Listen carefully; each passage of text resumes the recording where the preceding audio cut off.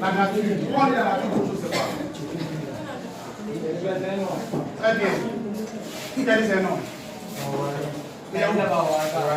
Quand tu as un châssis. Qui? Ah, t'as mon là.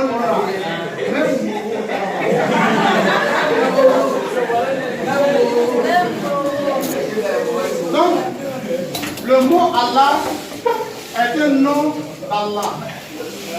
On connaît tous les noms d'Allah, n'est-ce pas? Allah connaît les noms. Dans l'ordre, le premier c'est quoi, le dernier c'est quoi? Déjà ici. Boum. Quel est le premier nom d'Allah dans l'ordre? On suit. On se tait. Le premier nom est Allah. Les garçons. On se tait. Les soeurs, on se tait.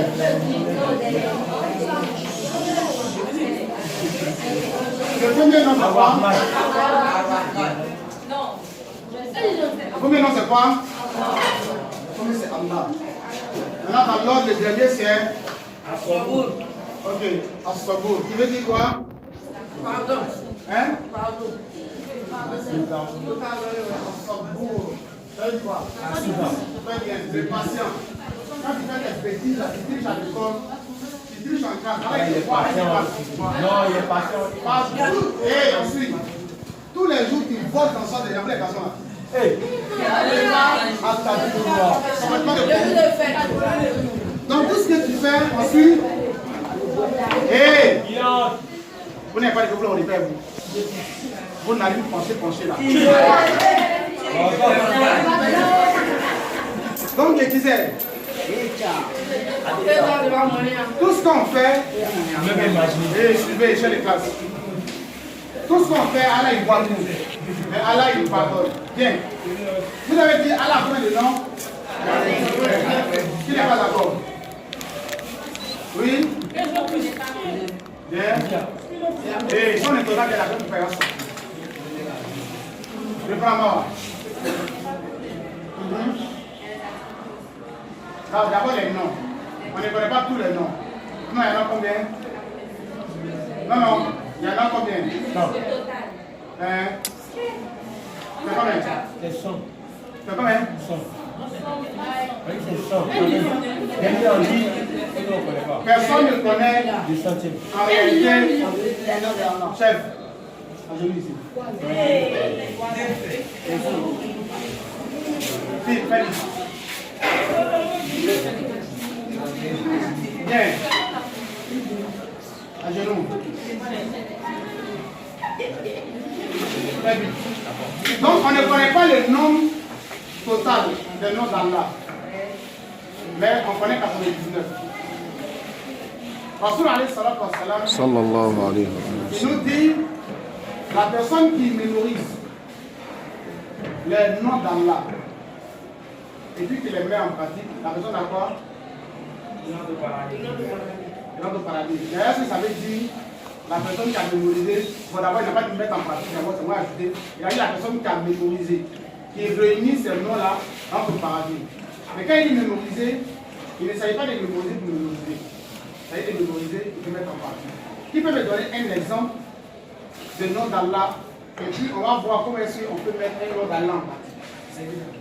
Un exemple de nom d'Allah, et puis on va voir comment on met en pratique. Oui, Mawa. Ok. Elle est As-Sabour. Comment est-ce qu'on peut mettre ce nom-là en pratique? On doit être quoi? Elle dit on doit être patient. Comment ça? On doit avoir la patience. Un autre nom?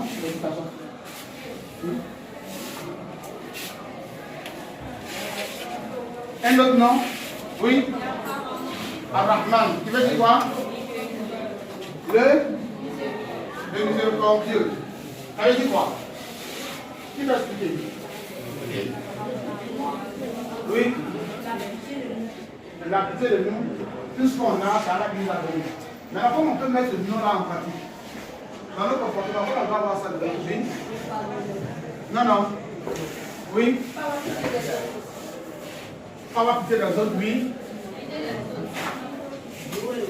Pas ça?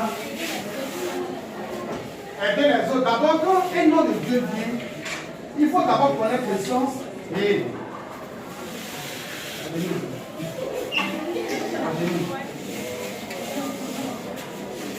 quand on a un nom de Dieu, il faut connaître la signification de ce nom de Dieu et puis essayer de traduire cette signification-là dans notre existence. Je prends le cas de Ar-Rahman, le tout miséricordieux. Quand on dit tout miséricordieux, ça veut dire tout ce qu'on a dans la vie de Silva, c'est là que nous avons donné. Et on partage les mêmes choses. Donc pour comprendre ça dans notre existence, il faut reconnaître que tout ce que tu possèdes en termes de santé, en termes d'argent, en termes de parents, c'est là que tu as donné tout ça. Il y a des gens, ils sont nés, ils n'ont jamais fait leur papa, ils n'ont jamais fait leur maman. Il y a des gens qui sont nés aveugles. Il y a des gens qui sont nés mochos. Il y a des gens qui n'entendent pas. D'autres là même là, c'est-à-dire que depuis qu'ils sont nés, ils savent pas ce qu'on appelle couleur. Ils entendent la couleur blanche. Et ils ne savent pas qu'en réalité, c'est ça qu'on appelle blanc. Quand tu n'es pas aveugle, il n'y a pas aveugle ici en place. Tout le monde entend bien. Personne n'est handicapé ici. Donc tout ça, ça fait partie de Ar-Rahman d'Allah. Le fait d'être à la maison du dimanche matin, midi et soir, ça fait partie de Ar-Rahman d'Allah. Donc le musulman, pour mettre en pratique ce nom de Dieu par exemple, il doit connaître et savoir accepter que Allah lui a fait grâce dans ce Ar-Rahman là. Et s'il accepte ça maintenant, il va mettre en exécution, il va remercier Dieu à travers ce Ar-Rahman là, en mettant dans le santé de Dieu les bienfaits qu'Allah lui a donnés. Allah il t'a fait le papier, tu es bien portant, il a donné 2 yeux. Au lieu de prendre tes 2 yeux pour lire le Coran, tu prends ça pour lire autre chose. Tu vois un peu. Quelqu'un il a des téléphones, il a des connexions. Au lieu de prendre des connexions pour aller faire recherche, pour aller écouter le Coran, tu prends ta journée avec TikTok, avec WhatsApp, avec Snapchat, pour aller TikTok les garçons. Ça va dire. Okay. C'est bon. C'est bon, super. Hein? On soupe de trop. Donc Snapchat, vous avez frappé quand même. Wallahi, Fabia Bakara Nyame. Donc, Allah, on connaît 99 noms de ses noms. Quelle est la différence entre un nom d'Allah et un attribut d'Allah? 500. Quelle est la différence entre un nom d'Allah et puis un attribut d'Allah?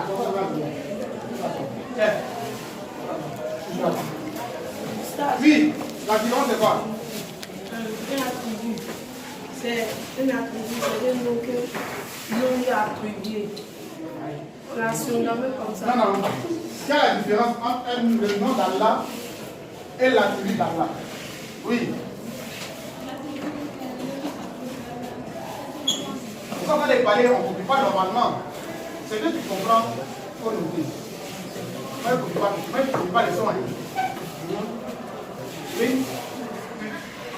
C'est quoi la différence? Qui peut trouver? Oui. Une de ses qualifications. Exemple.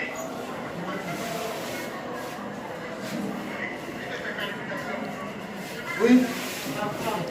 Voilà. Donnez un exemple de nom d'Allah. Donnez-moi un exemple de nom.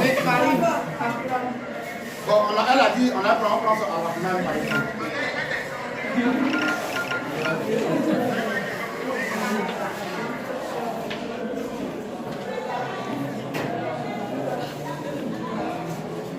Ok.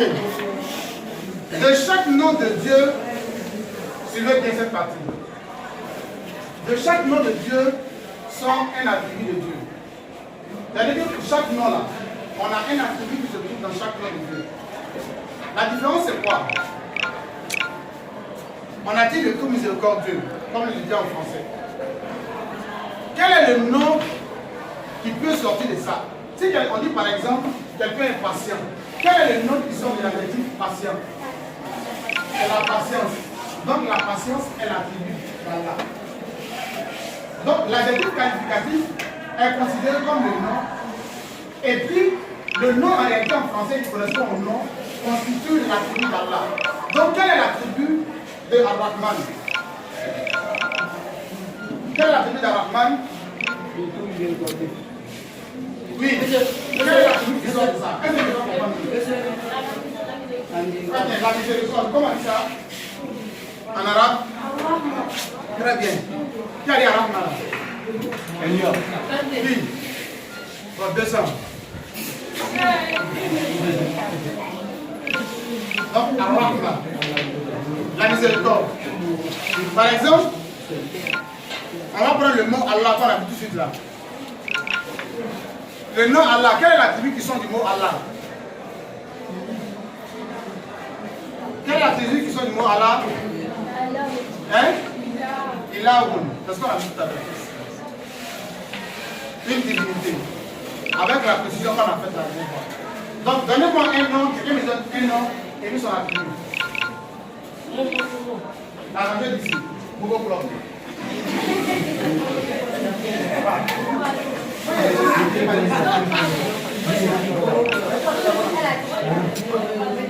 Bon, vas-y. Hein? Là, il y a son mot. Oui, quel est le ensuite? Oui. Comment on dit? Oui, en arabe, c'est quoi? La patience en arabe, c'est quoi? Hein?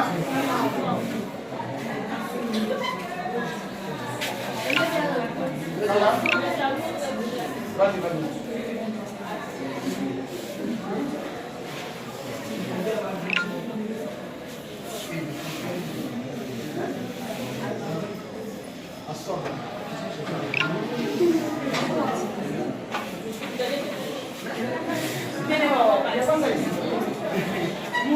Bien. Donc, ensuite, suivez. Donc, ensuite, donc dans un, on a dit qui est Allah. Donc, on a dit, pour résumer la partie, Allah est une divinité qui mérite l'adoration. Voilà pourquoi on appelle Allah. Et que le mot qui vient de là est Ilahu. On va mettre l'un d'eux.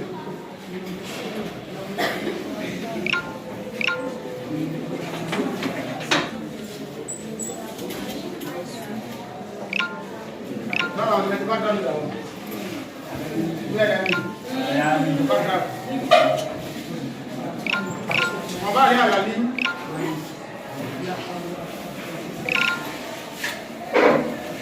La connaissance, on dit, la connaissance d'Allah,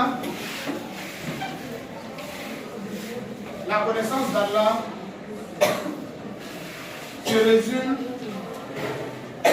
la connaissance d'Allah se résume à 3 niveaux. La connaissance d'Allah se résume à 3 niveaux. Ça veut dire que si tu veux connaître Allah, voici les 3 choses qu'il faut savoir. La connaissance d'Allah se résume à 3 niveaux.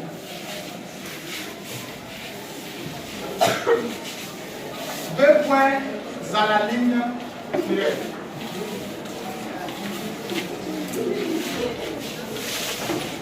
Deux points à la ligne directe.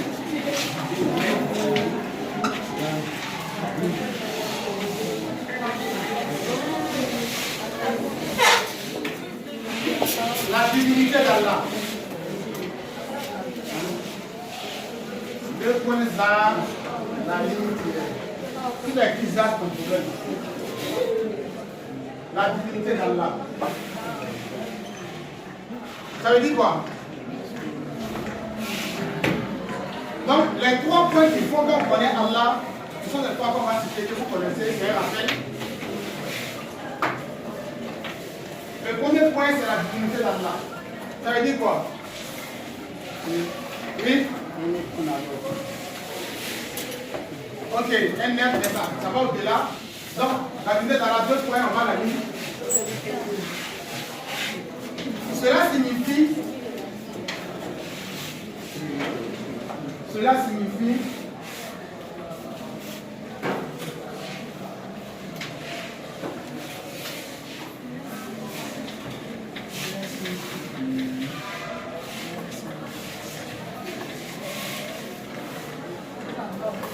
qu'Allah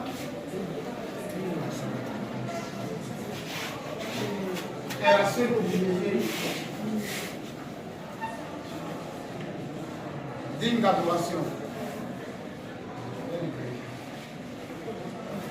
Cela signifie qu'Allah est la seule divinité digne d'adoration.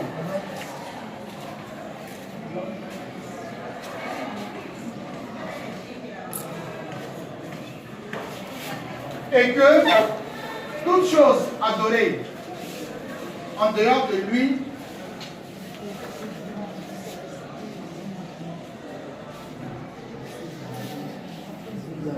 n'est que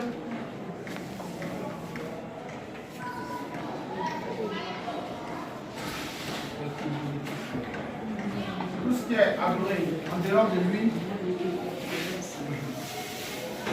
n'est que perdition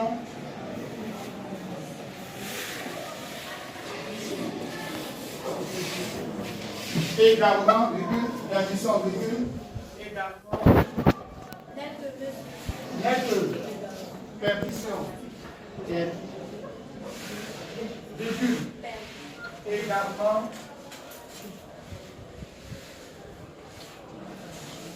et nul.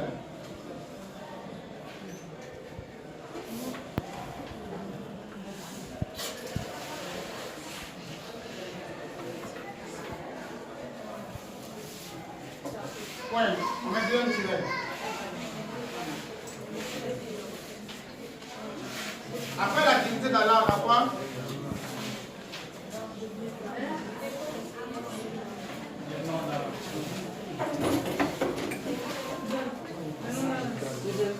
Après, on met deux tirets.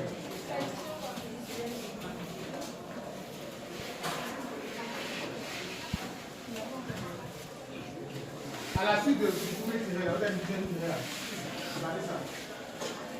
Avant de bien tirer, vous mettez, c'est ce que la phrase, deux points, on ouvre les guillemets. C'est ce que la phrase, deux points, on ouvre les guillemets. La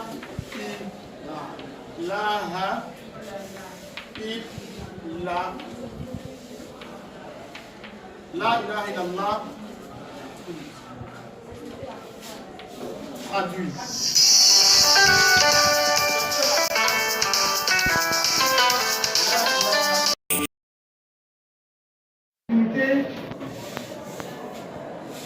Avant vous dites d'informer la personne. Voilà. Bien. Voilà. Généralement, vous dites qu'il n'y a pas de divinité en dehors d'Allah. C'est bon, mais c'est faux. Il n'y a pas de divinité en dehors d'Allah. C'est bon, c'est faux. Vous mentez. Vous mentez. Monsieur. Oui, voilà. C'est la fin de la phrase. Il n'y a pas de divinité en dehors d'Allah. C'est vrai, mais c'est faux. C'est Faux. Qui a dit c'est vrai? C'est pas vrai. C'est vrai, mais c'est faux. C'est faux. C'est faux. Pourquoi c'est faux? Oui.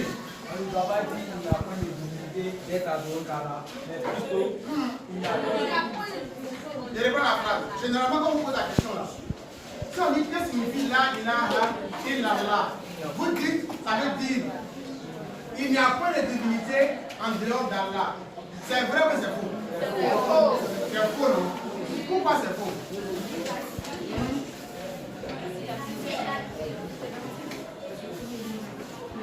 Très bien. Un exemple de divinité.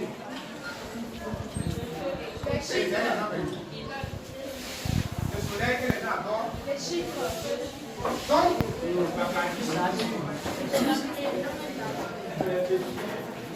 voilà. C'est comme ça, là.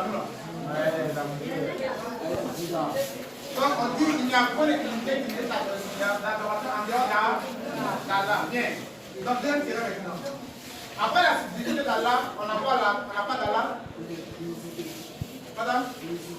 Non, non. La patience. L'unicité là, on va voir ça tout de suite là. Mais c'est pas ça. La patience. Non, non.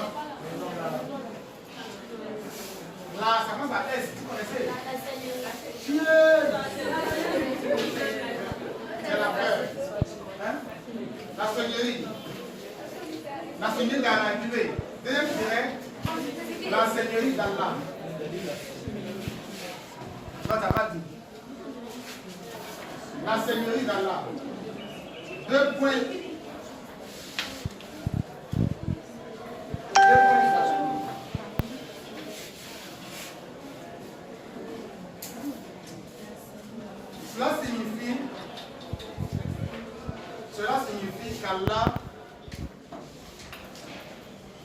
Cela signifie qu'Allah, est le nôtre.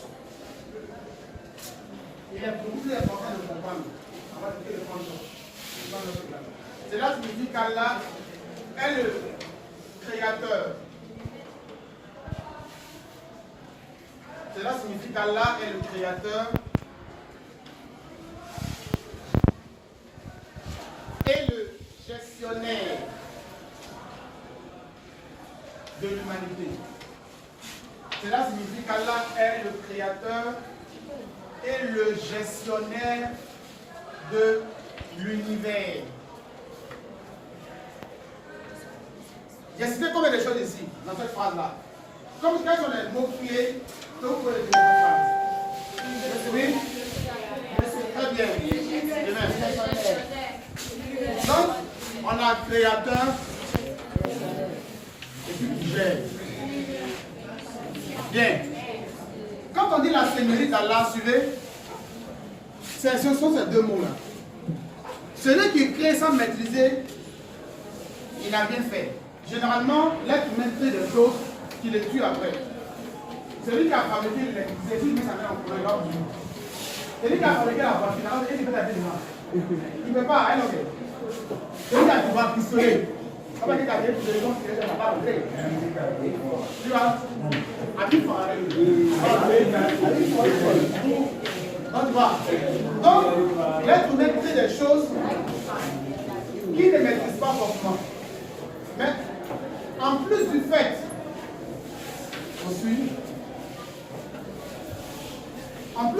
qu'Allah a créé, il ne s'est pas limité à la création. Il allait au-delà de la création à travers la maîtrise de tout ce qu'il a créé. Rien n'échappe à la vigilance d'Allah. Allah, quand il te crée, il te maîtrise. Allah, il a créé l'être humain. Quand il regarde c'est-à-dire que dans nos peaux, là, il y a plusieurs peaux dedans. Regardez un peu la paume. La paume, c'est quoi? Quand tu attrapes quelque chose, pour voir ça va se sortir, c'est quoi? Non. C'est-à-dire que quand quelqu'un, vous regardez les films là, l'empreinte digitale, chaque être humain a son empreinte digitale. C'est pas la même chose, vous savez ça? Pas ça? Donc les milliards de personnes qui sont sur la terre là, chaque personne a son empreinte digitale. Allah a créé les cieux. Est-ce que vous voyez des piliers? On ne voit pas les piliers. Mais Allah il fait en sorte que les piliers des cieux,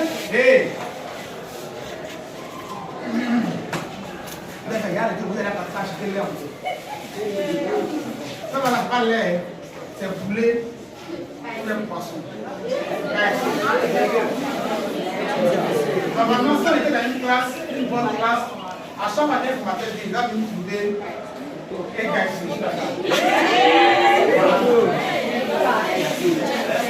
Quand c'est comme ça, là, l'inspiration.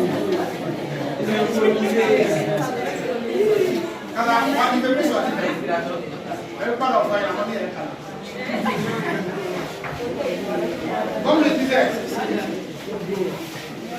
donc la seigneurie d'Allah aussi, la seigneurie d'Allah prend en compte ces deux aspects. La création et la création de tout ce qui se trouve dans l'univers et la gestion. Maintenant, la création d'Allah, citez-moi, quels sont les groupes de création d'Allah? Les groupes et les types de création d'Allah. Allah qui les forme les types de création. C'est facile. Hein? Ok, il dit toi, lesquels? Il dit les hommes, oui, les anges et les djinns. Les hommes sont créés de quoi? Voilà.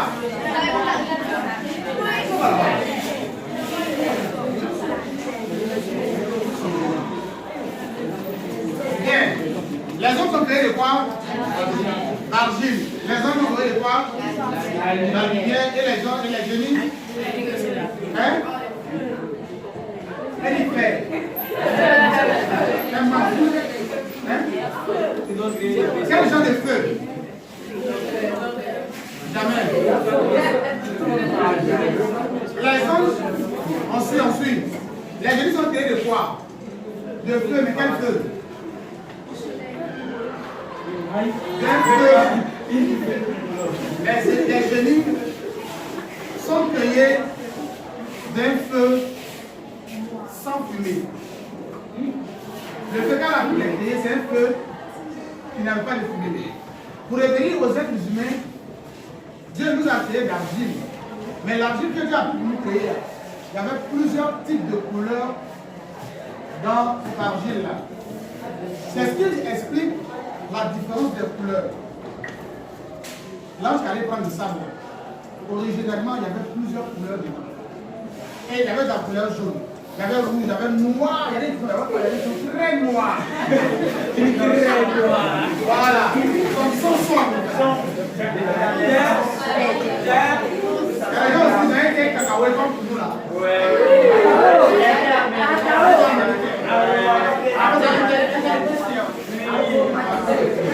Bien. Donc, dans le sable aussi, ensuite, dans le sable, et ensuite, il y avait des parties qui étaient dues. Non, on a plein de couleurs. Mais dans le sable là, il y avait des parties qui étaient molles. Il y avait des parties qui étaient sèches. Il y avait des parties qui étaient au milieu. Et ça explique la différence des caractères. Il y a des gens qui sont durs de caractère. Ils sont intransigeants. S'il a pris sa décision, il n'a pas payé une décision. Et là aussi, il dit toi le retour. Et là, ils sont de la police. Donc, etc. C'est une parenthèse. On avance. Donc, la Seigneur de Dieu prend en compte deux choses. La création de Dieu, tout ce qui est sur la terre. Donc, la première chose qu'il a créé, mais ce n'est pas tout. Vous avez dit trois, ce n'est pas trois. Oui. Les animaux. Ensuite, hein?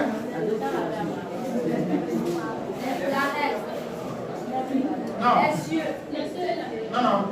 On a dit les hommes, les génies, les anges, les animaux, et puis, hein? La personne qui a trouvé